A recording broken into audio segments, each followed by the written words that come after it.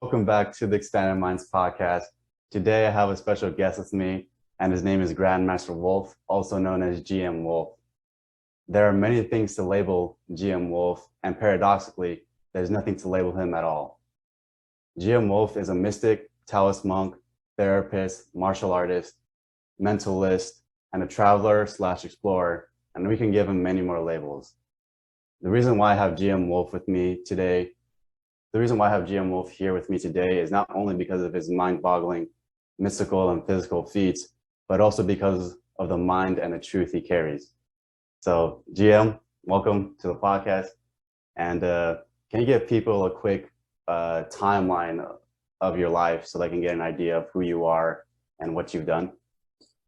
Oh, sure. That's easy. I haven't done that much, to be honest. By the time I was 9 years old, born in Scotland, by the time I was 9 years old, I was very disillusioned, bit of an abusive upbringing. I couldn't understand why I had been born into such an abusive life. But as a 9-year-old, you don't really know much about these things. So I thought that all life was like that and everyone went through what I was going through. So I started looking and searching as to why this is. Long story short, ended up meeting a very good martial artist from China. He pointed me in the direction of spirituality. So I started in martial arts. I ended up meeting up with a Grandmaster from China, who was an iron shirt expert. But he used to work for the Chinese Tong, and in a very nasty way. And eventually he wanted to leave the Tong, and not many people get to leave alive, but he was well respected and well known. So he left. He paid a price. They threw acid in his face and took his face off, so he just had one little eye that he could see through. And he became my first teacher, my first master. By the time I was 12 or 13, he was shaking his head and told me that I was broken on the inside because of the abuse that I'd gone through as a child. And he suggested that I went to another master, which ended up being in Tibet. So he gave me a letter of introduction and sent me on my way. I was met at the, I was met at the airport anyway in Nepal by a Sherpa, who then took me across the border into Tibet, and we walked for quite some days. I ended up at a monastery, a temple. By the time I was 15, I was ordained as a Tibetan monk studying Buddhism. My questions was not in line with the understanding of religious Buddhism. So my teachers at the time moved me on to a more mystical teaching outside of religion, which is basically the sciences of enlightenment and self-mastery, but without the religious content. Around 1985, I was in a monastery in Tibet at a meeting at a place called Chokhong Monastery. At that particular time, Chinese soldiers who were disguised as Tibetan policemen came into our monastery and started attacking people and killing monks and throwing monks off the roof.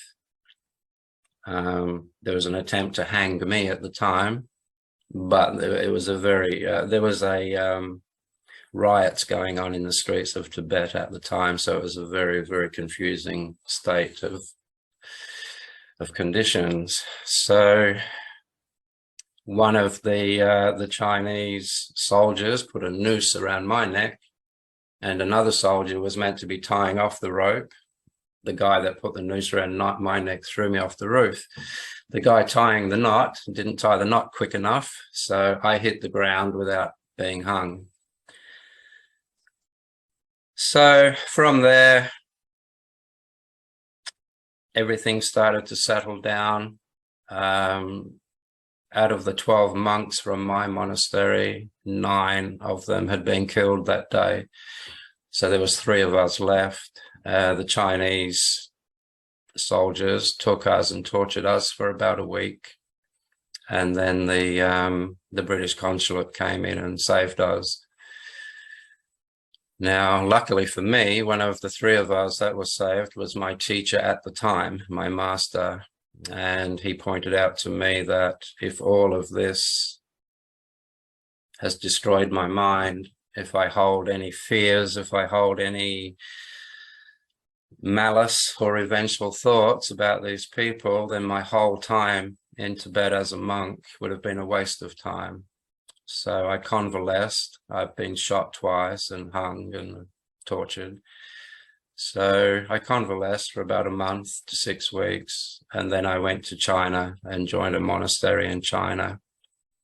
Dao Shin Monastery was the name of the place, and that was on a mountain called Leifa Mountain in the Hunan province. And that's where I studied my Kung Fu, my martial arts, and that's where I studied Qigong, I guess. The spiritual side of things I'd already looked into in Tibet.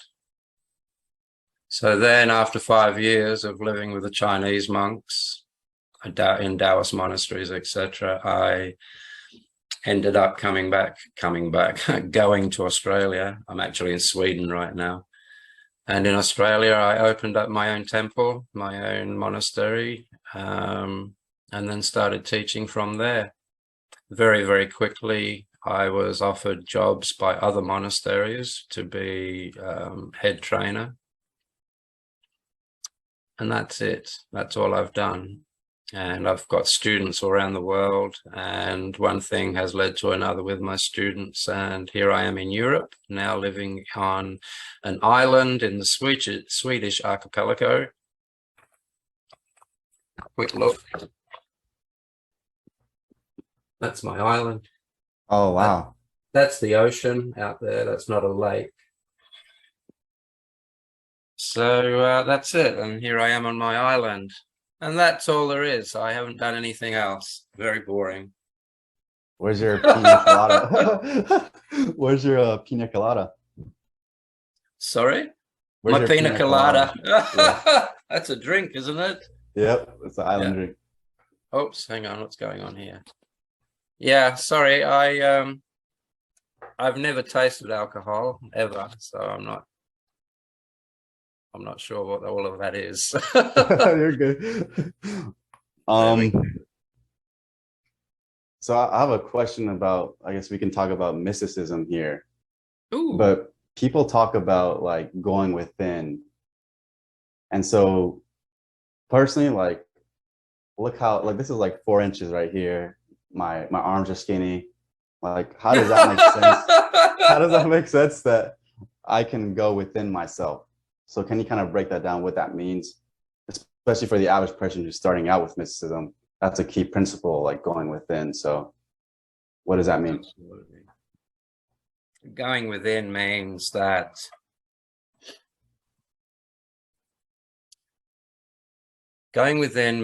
reverse engineering your state of being as it is right now.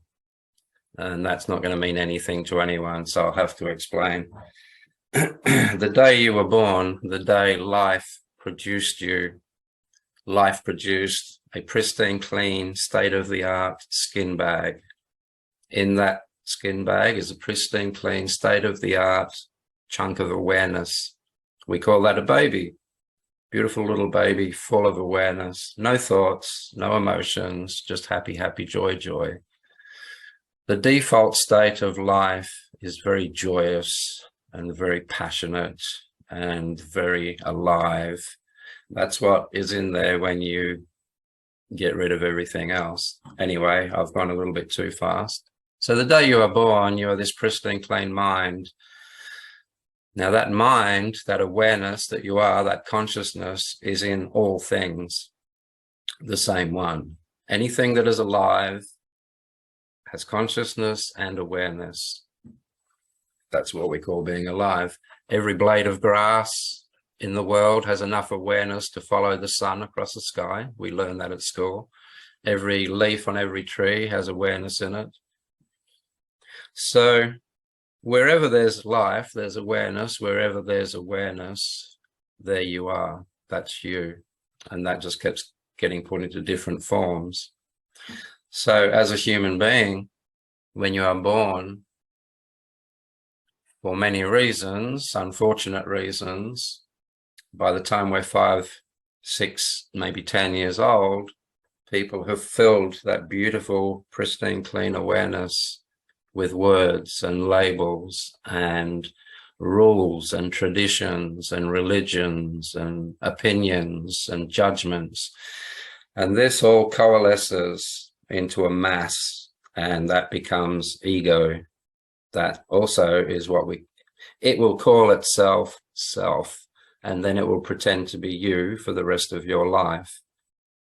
You being that original awareness that came out of your mother's womb, the you that nature produced. That ego was produced by other people, other people's labels. This is a cup, that's a broom, this is wrong, that's right, this is shouldn't be like that. These are other people's opinions, and they fill you up.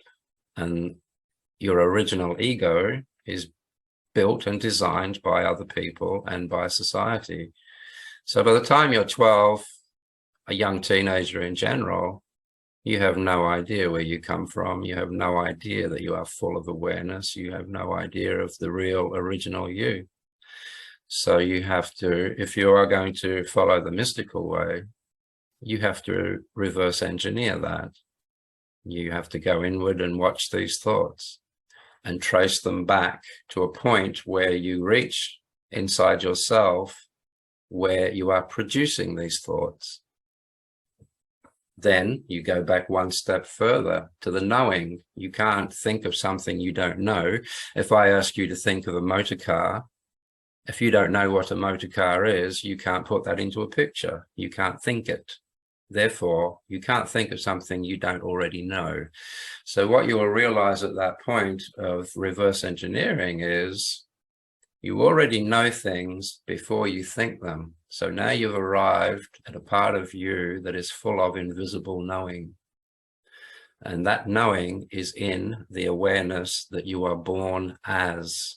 It has the knowledge of everything that awareness has ever been in. It's in there. So you have access to that. That is you. And that's what is meant by going inwards. There's many things to do when you go inwards. If you think that this thing here is self and you start exploring that, what you're going to find is it's impatient because matter doesn't live very long. It can't hold itself together for long. So you become impatient. You become in a hurry. If you start to explore this, you'll realize that it's full of opinions, it's full of emotions. You can't control many of them. No one can. They get worse and worse as you get older because no one puts any time into controlling them. Therefore, your ability to control these internal forces atrophies very, very quickly, and you become useless. So your ego takes over, which is built by other people in society. So it's not you. Shall I keep going on that track, or have I answered your question already? That's pretty accurate, I'll say. Yeah, that answered the question. Thank you very much.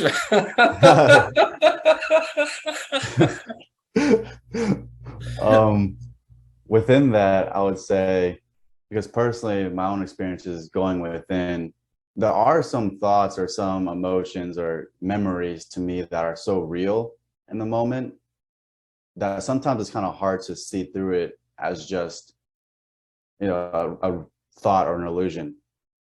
And so for you, like, what were some things that you had to like go through what are some illusions that you had to break down that were pretty hard to like break down at first?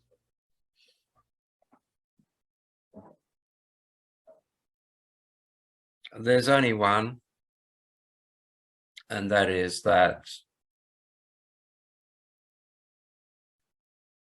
if you are aware that you are thinking and you're watching your thoughts, and when you become aware that you're not thinking and there's no thoughts there momentarily to be seen, you must inevitably have the realization of, I am something else in here. I am not my thoughts. If I know when I'm thinking and I know when I'm not thinking, then thinking has nothing to do with knowing. That was my major one. In your thought process are all illusions, all of them. There's no this illusion or that illusion. Every single illusion comes from, and delusion comes from the ego, especially if you believe that your ego is you, and especially if the ego believes that it's you. You are fodder to every delusion and illusion that your ego can put up. That's the first thing to get to. Now, the only thing you need to understand is when you are thinking, you are the delusion, you are being the illusion. When you are watching those thoughts and watching that illusion, you are that original awareness, as long as you're not thinking. When you watch thoughts, you have to step out of them to watch them. It's like if you want to watch a raging river, you can't jump in there to see it. You're not going to see the river the way you want to. It's going to kill you. You have to get up on the bank, and then you can see the river. You can see what it does. You can see how dangerous it is. You can see all the parts that would hurt you if you would jump in there. You can see how you would be hopeless and helpless if you jumped in there. And that's the same as meditation. When you're watching your thoughts, you have to step out of them and you'll see them in front of you. You will see a thought, and then you'll see emotion follow that thought, like a wake follows a boat. If you have an angry thought, suddenly an angry emotion will come behind it. You'll see this. Once again, this is why you go inwards, you watch it. Then you will realize that every thought creates a response, or rather your body will habitually respond to every thought, usually with an emotion or a reflex action. Now, because all of these reflexes and these actions and these responses are one thought responding to another thought, it becomes a loop that never ever ends, a regurgitation of data. This is what the brain does. This is what thoughts do.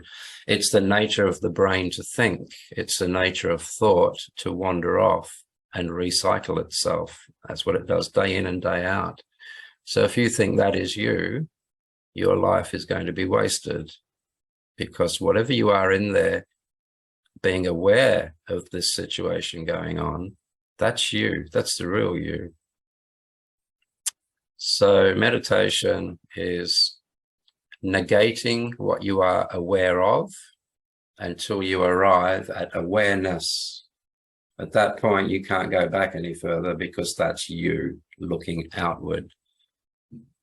So getting back to my original answer to one of your questions, when you start to study this self as being you, the illusion of the body and the thought process, if you think that is you, you only have the ability to study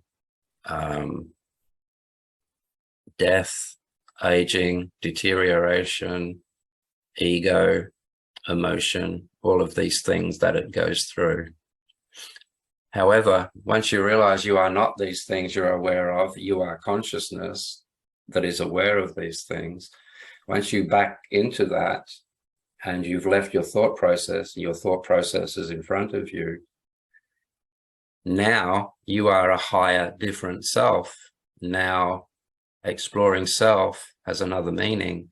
So when you start to explore that pure awareness, that pure consciousness that you are, now you have the liberty to explore immortality and timelessness, because awareness, it's not locatable. You can't find it. You won't see it. It's nowhere in particular in your body. It doesn't die. It's that part of you that is in all things and comes and goes. sorry, not comes and goes, is always there and passes on to other forms. It doesn't die. It's the real you. It's the life that you are. So then you have to start exploring that self, the real self. And as I say, once you start exploring that, it's a whole different ballgame, because the real you is immortal. The real you doesn't die. You are awareness. If you think of it, since the day you were born, your body has gotten older. Your eyes may not see as well as they used to see. You may not taste things as richly as you used to when you were a young child. Your hearing may not be as good as it used to be. But your awareness of all of those things is exactly the same as it was the day you were born. It hasn't aged. It hasn't gotten tired. It's the part of you that is always there, always the same, and is in all things. So the path to enlightenment is to reverse engineer back into that state of mind. And that state of mind, that original state of mind, has knowledge of all things that it has ever been, not just on this planet, but throughout the universe, aliens, other forms of life, etc., etc. You will also, once you've done that, you can start exploring the invisible realities of life, like love and compassion and passion and curiosity. These things are invisible, but they rule our lives. And yet we don't see them because our third eye has been turned off. And that's a whole other sport. That's another ball game. That's a whole other story. So I've completely forgot what you asked me, but I'm sure there was an answer in there. That was good. And we can like segue into actually talking about third eye, because I don't necessarily think I understand. I don't think I necessarily understand it all the way. And I can share with you some experiences to kind of give you signposts to see if like things are opening. Because when people say like your third eye is opening, I kind of think of it as just one big event. Or sorry, it seems like that when they say my third eye is open, they say it like as if they achieved everything there is, or yeah, it's like an end all be all, if you will. Whereas like when I've kind of experienced it, it seems like it happens in stages where like maybe I'm a little bit more aware, and now my intuitive sense has increased a little bit. But yeah, when it comes to like the third eye and some experiences that I've had, I mean, I'll usually get like pressure in my forehead, which is like a sign that I've had. But recently I've been having this weird experience where it's like this intense vibration would enter into my head, and then it was like I was getting electrocuted. I was just like, and as I was getting electrocuted though, like I was starting to see like this little dot, and then the little dot inside of me started to expand, and it was like I was developing this inner sight, and I was like able to see a little bit, but with my eyes closed. So that was another kind of thing that I want to point out. And also when I'm meditating as well, like as I'm entering to that half awake and half asleep state, I'll start to see stuff. Like it almost seems like I'm entering to some kind of like shadow or illusory world, in a sense. Almost like I'm entering to the dream world, but I'm not. So like with those kind of experiences, are those signposts on your third eye opening, and is there kind of like the levels to the opening? Wonderful question. Your third eye, let me put it this way. Do you have vivid dreams, Ezekiel? It's on and off, but yeah, I'll get it from time to time. You get dreams, okay. How do you think you're seeing them?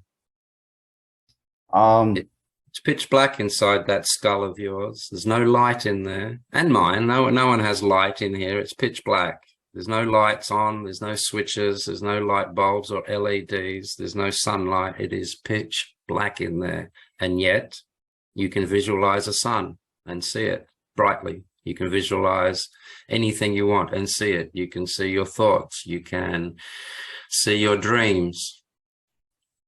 You're not using these eyes to see that. They can't turn backwards and look in. That's not happening. These eyes can only see what blocks light. Do you understand what I mean by that? Yeah, I haven't checked if I have a light in here or not. Maybe I You might have. haven't. Nobody has. You're using your third eye, is what I'm getting at. It's already there. It's already open. Your third eye is what sees invisible things. This is what I mean. When the sun hits a tree, it can't go through the tree. It bounces off. So when the sun bounces off a tree, it then hits you in the eyeball, the light, and you can now see the tree, or you're seeing a reflection of the tree. If the sunlight could go through the tree, it would be invisible to you because there would be no light bouncing off of it and going into your eyes. This is what I mean by going inwards. You watch this going on. So these eyes cannot see anything that doesn't block sunlight. These eyes can only see things that block sunlight, and that's how we see them. Now, there are invisible things like dreams and thoughts going on in here, but you can see them as clear as a bell. That's your third eye. There's no such thing as opening it. There's no such thing as your third eye being closed. There's only such a thing as your third eye being suppressed. So once you start to understand that you have this inner sight and you've been using it since the day you were born to see your thoughts, to see your imaginings, etc., the next step is to bring it out so you can see invisible things out here in this world. Once you can do that, you then start to see what people would call spirits, what people would call love. You can see love. Let me ask you a question. Do you have is there someone in your life that you really, really love? Yeah. Yeah. Family? Yep. Do you love your mum? Yeah. How do you know? It's a feeling in your heart. Yeah, nothing you can see though. Yeah. Nothing you can touch, nothing you can prove,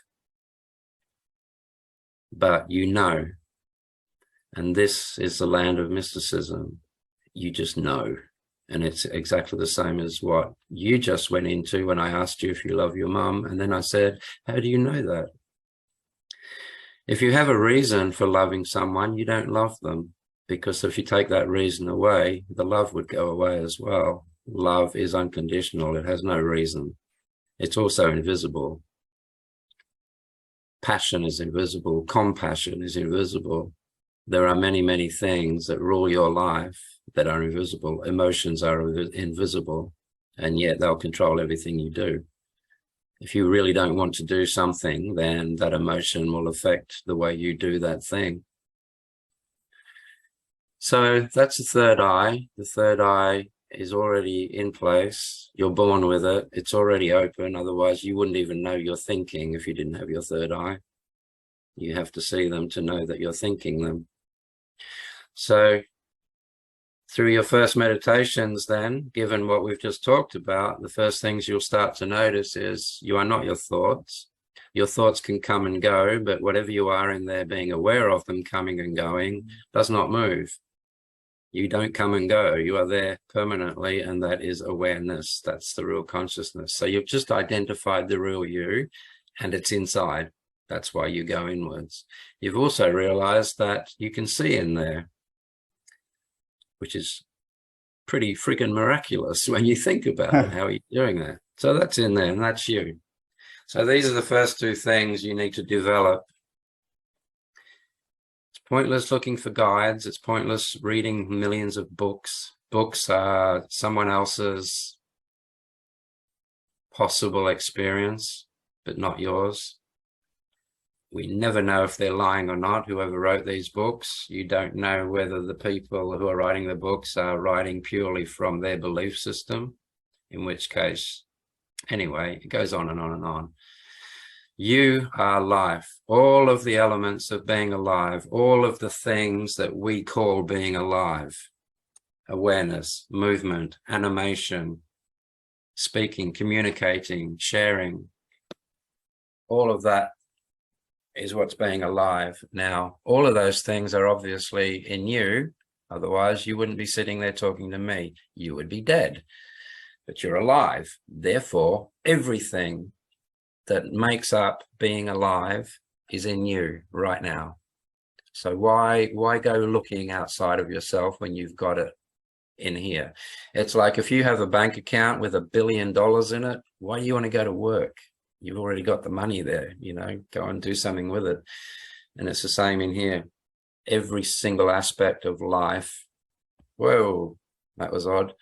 Every single aspect of life is already in there between your ears, and all you have to do is go in there and start rummaging around until you, anything that's not you, toss it aside. Don't try and suppress it. Don't try and get rid of it. That's not the way. The way is to ignore it and focus on your direction. Do you have a dog? Yeah, I have two. Two. It's even better for my story. You love your dogs too, don't you? Yeah, she loves me too. Now, when you're sitting on your couch on a Sunday afternoon watching your favorite movie and your loving dogs are on the couch with you or behind you on the floor, licking their genitals very loudly, it doesn't bother you. It doesn't stop you from enjoying your movie because you love your dogs. You know what they are. They're not you, and you can ignore them. You've gotten used to it.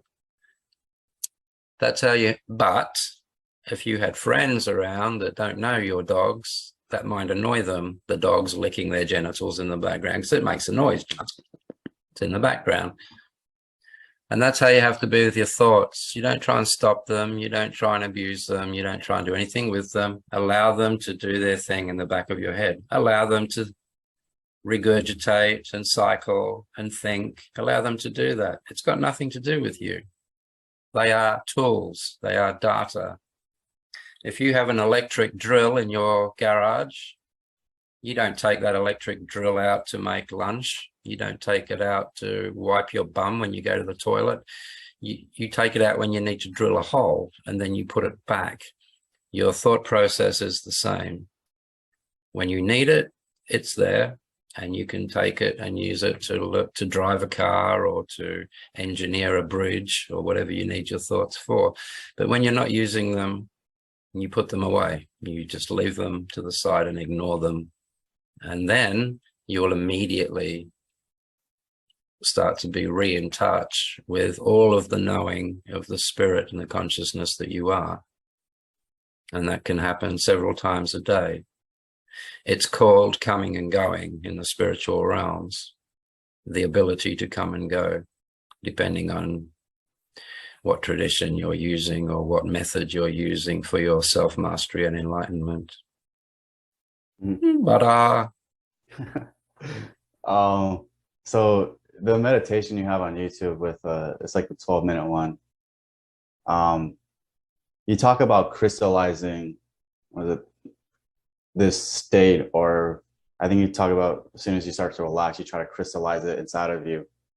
What does that mean to like crystallize? I would say higher self inside of you. Like, what does that mean? Okay, at the moment, in your average person that doesn't do any practice, your ego and your thought process is here. The awareness that you are is here. Your thought process, your ego, is the dominating force in your head. It makes all the calls. It makes all the laws and the rules of your life. It dictates what you're going to like and what you're not going to like. This is your ego. And occasionally when you meditate, awareness will come up and watch the ego, and then it'll go back down. To crystallize that means every single day exercise your awareness so that it becomes stronger and stronger and stronger and stronger till eventually it's the dominating force. At the moment you have to go from ego and try and reach this state through meditation. You need to reverse that so that thoughts are always here, you are always here, and when it comes time to think, it's actually an effort. You have to actually bring your thoughts up to think them. And when you're finished with them, they go back down. Crystallizing means, I'll give you a little example. So many people come to me, to the monastery or the temple, they come to me for advice. So I talk them down, I get them out of their anxiety and their depression and their sadness and their anger, whatever it is that they've come to me for. And you settle all that down and they feel wonderful. And for the first time in a year or so, they start to laugh and enjoy life. By the time they've gotten from my office down to the front gate, they're already thinking about the kids at home. I'll be home from school in 10 minutes and got to cook dinner for the kids. Spouse is coming home. Oh no, had a fight last night.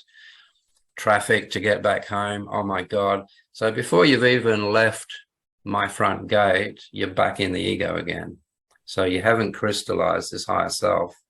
You've just been shown it and you've been taken there for a few moments, enough to alleviate the pressure that the ego has been putting on you with anxiety and sadness and anger and whatever it is that it's throwing at you at that time. So the point is, if you're only interested in these things, you will never reach the ultimate end. It's like if you want to be a brain surgeon, the best in the world, forget your friends, forget nightclubs, forget going out and getting drunk and all of that shit. If you want to be the best brain surgeon in the world, or just a brain surgeon, you have to think it, read it, sleep it, dream it, practice it, watch it, until you eventually become that thing, a world-class brain surgeon. If that's not how you approach it, you will never, ever make it.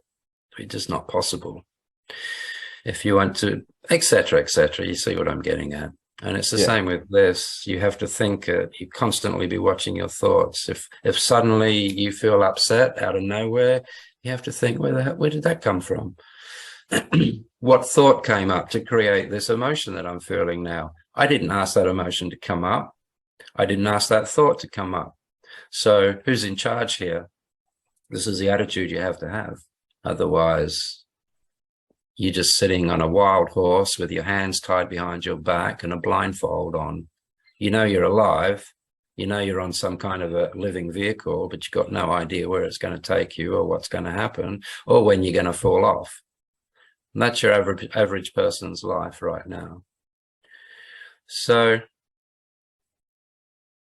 that's it. Yeah, that makes total sense right there. Let's talk about telekinesis. I guess I could share with you a couple of dreams I had, and I want to see if they are accurate or not, because you've performed it. Now I had two dreams, and both of the states that I were in were slightly different when I performed it in my dream at sleep or at the night. The first one, I was at a grocery store, and there's like this crate on the shelf, and I was like walking through the store, just like on air, like I felt so happy and light, and I had this like balloon feeling inside of my hand. And so as I'm walking through, I could feel like these balloon feelings in my hand. And I noticed that that crate on the shelf had that same balloon feeling. And so I looked at the object and I was like, I can move this however I want. And then I just kind of like, just like how I would guide my hand, like, oh, I can move my hand here, here. I'm like, oh, let me move this. And then I was just walking along with it and just floating with me. And that was the end of that one. And the second one was slightly different though, because in the center of my palms, so I was at my house and I was like,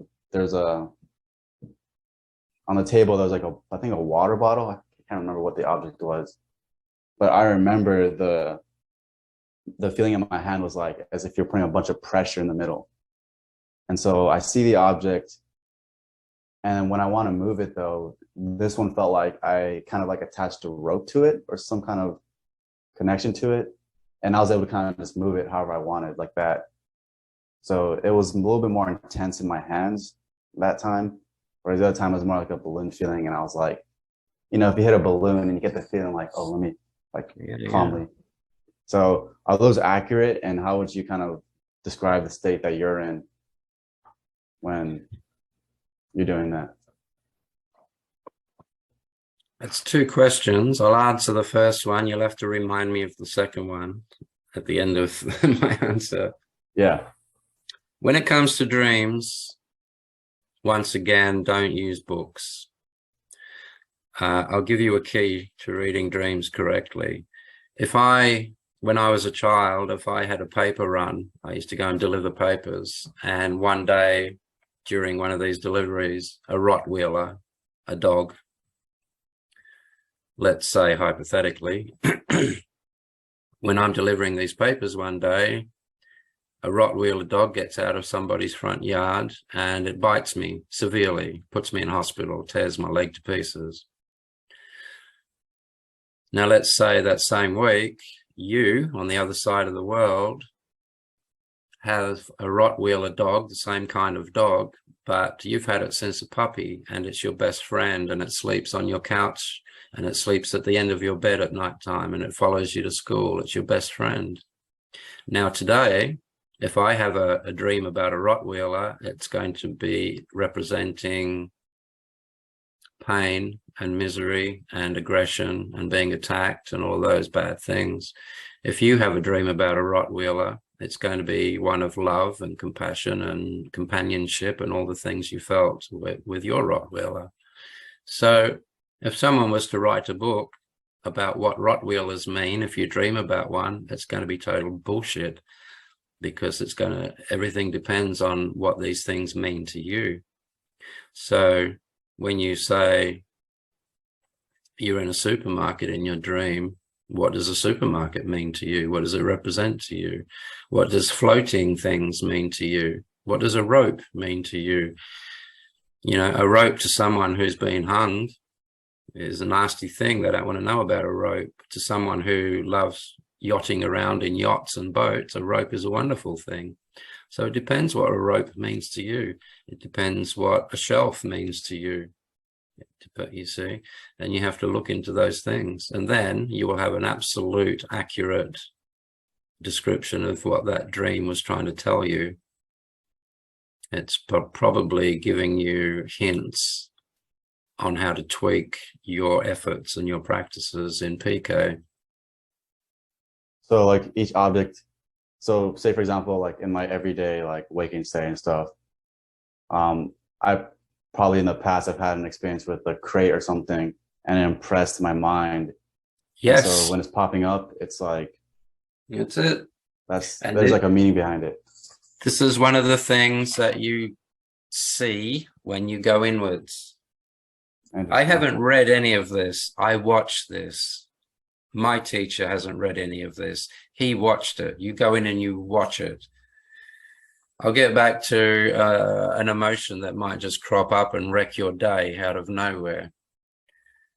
If you're not a meditator, if you haven't opened your third eye to a point where you're watching your thoughts all day, every day, what will happen is you might be sitting in a park having lunch, and you may have had a very, very nice, pleasant day up until that point. And then suddenly you just feel sad or a little bit angry and you have no idea why.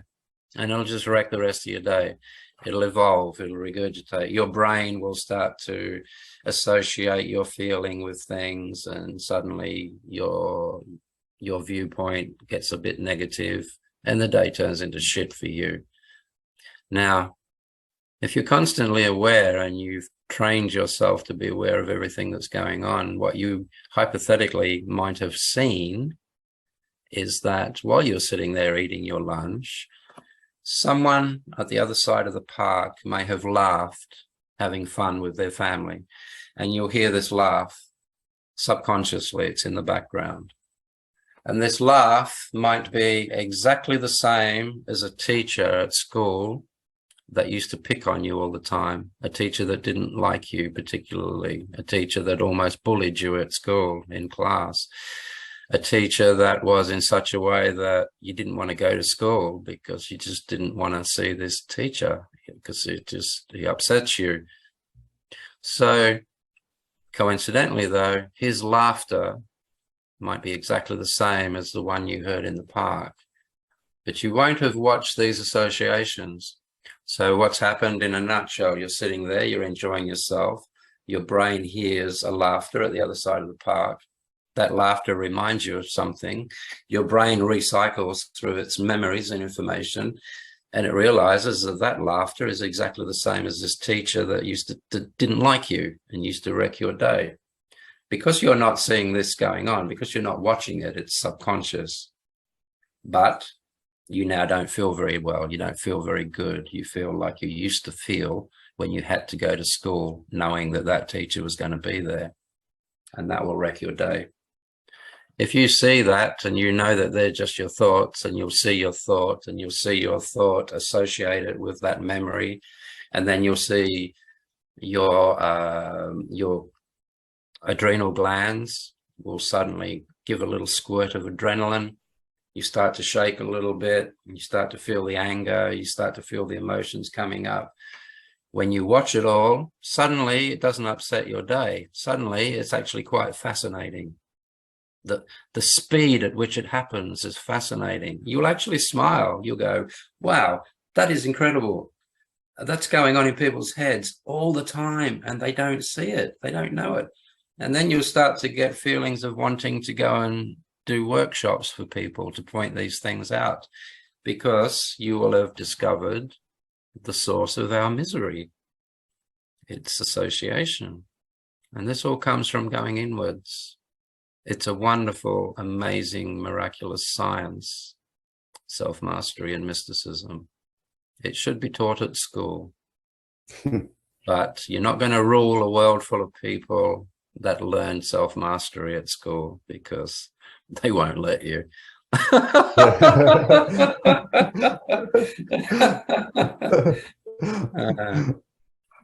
And that's that.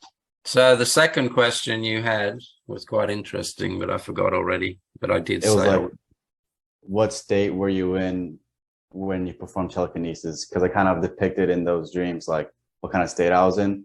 So I'm kind of curious to like, what are you feeling and experiencing in that moment? it's exactly the same as doing that with your finger. If you do that with your finger right now, what are you feeling? Can you see the impulses? Why? How are you doing it? Why are you doing it? That's PK. You are a non-physical spiritual being.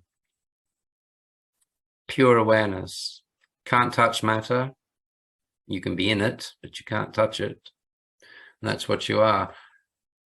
And yet you can move this dead meat. If you take consciousness out of this thing, it doesn't move. It can't move. It's not possible. It's just meat. It's a dead lump of stuff. But when you're in there, you can move it. How are you doing that? That's PK already. So you're already doing it. It's like the third eye thing. You're already doing it. So don't waste your whole life trying to learn how to do that, because you've been doing it since the day you were born. You watch a brand new baby. A baby will be sitting in a cot. Its hand will go past its face and it'll go, what the hell was that? It won't say that, but you can see it in its face. It doesn't know what that is.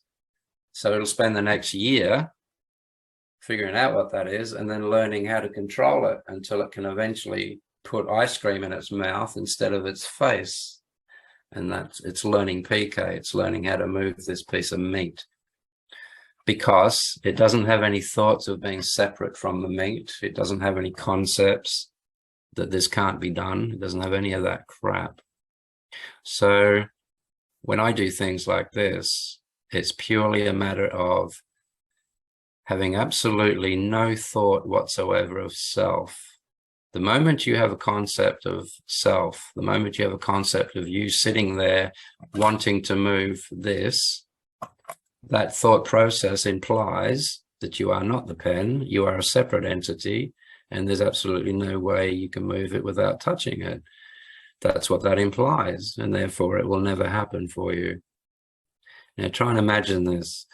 When you have no concepts, when your mind is absolutely still, there's no concept of you, there's no concept of me. You'll see me and I can see you, but there's no thoughts going on, implying that we are two separate creatures. So when you do this, you're not going, I am going to move that finger. You don't do that at all. You don't have to. There's no concept in there separating you from this. So it's an immediate thing. It doesn't require thought. It just requires intent. Intent is the thought process of the spirit. It doesn't use thoughts per se. So the spirit knows, it has an intention to move, and from that, a process occurs and you move. With PK, when you have no concept, for instance, if you call that a pen, you've just separated yourself from it because you've called it something that you are not. If you have concepts of here and there, you've separated everything. The moment you give one thing a label, you have completely split up truth, the entire universe, into zillions of pieces, because if you call that a pen, you now have to call that something else because it doesn't look like that. And if you call that something else, you now have to call that something else because that doesn't look like that. So by giving one thing a label, your brain will give a label to everything else. And now it's all split up and shattered into a billion pieces. And that delusion is what stops us from doing the things that you are talking about. So the state of mind that I get in is no thought of self, no thought of other, no label, certainly no thought of I or me. The moment you say I, you've just separated yourself from everything that isn't I. And therefore, logically, you won't be able to move anything. So you get rid of all of those thoughts, and then suddenly you are all things. And then moving a pen is as simple as doing that, because you don't see it as being separate to yourself. You see it as being a part of self. And that is the beginning of real spiritual healing. I've had cancer quite a lot in my life. I had it in both lungs at one point in my life, but I got rid of that over 40 nights, no medication whatsoever, just meditation. What I'm getting at here is, because I brought up healing, if you want to heal someone miraculously, and it's not miraculous, but anyway, if you want to heal someone spiritually through love, when you see someone in pain and someone in misery, you have to love them to a point where you would prefer to have their disease than to see them suffering. It doesn't matter who it is. It can be your worst enemy.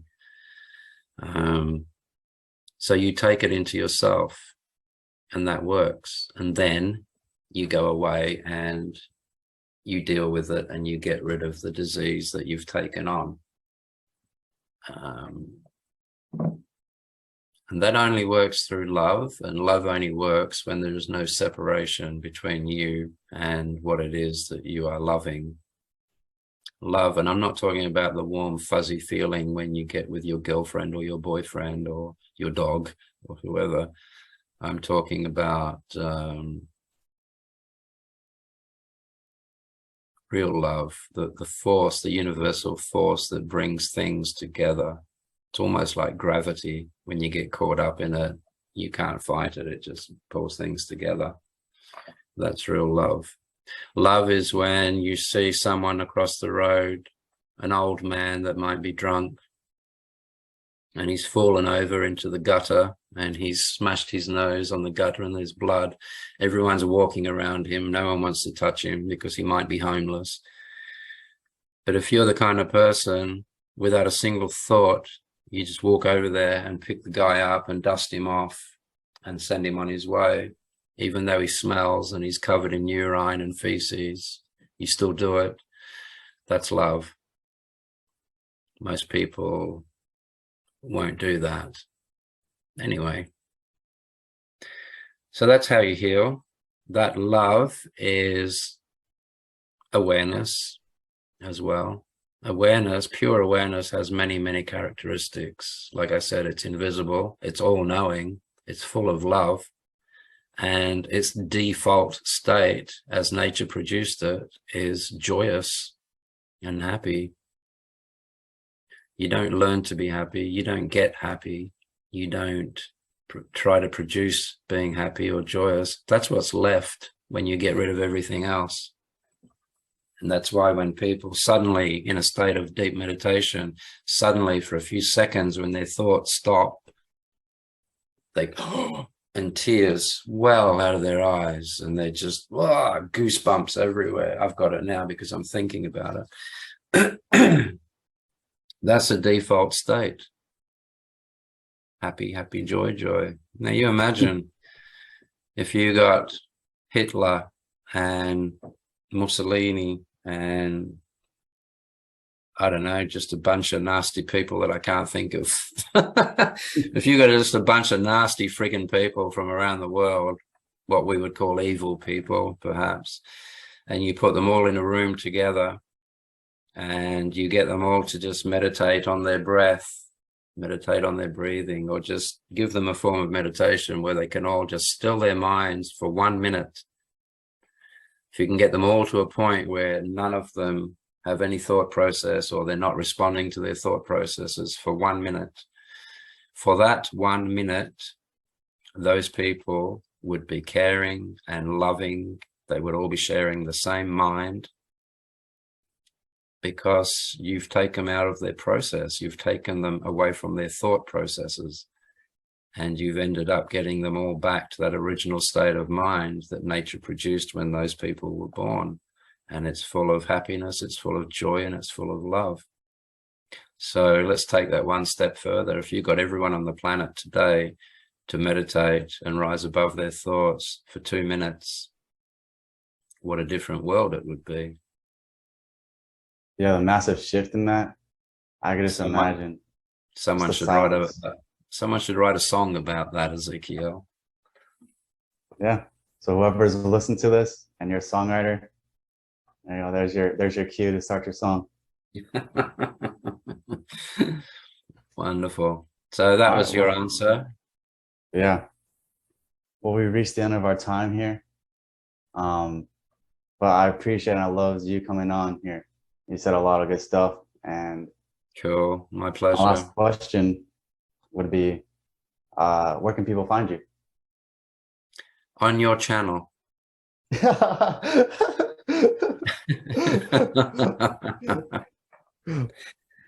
There is a website that my students loosely keep together, and of course I have a YouTube channel. On the website there are 3 options if people want to get in touch with me. There is a free option. If people want to get in touch with me, you can have your name put on an impromptu list, and that impromptu list is, and as you know, I have 1 hour a day where I can actually just stop and have a cup of tea and some lunch, but I don't. I do this because I enjoy this.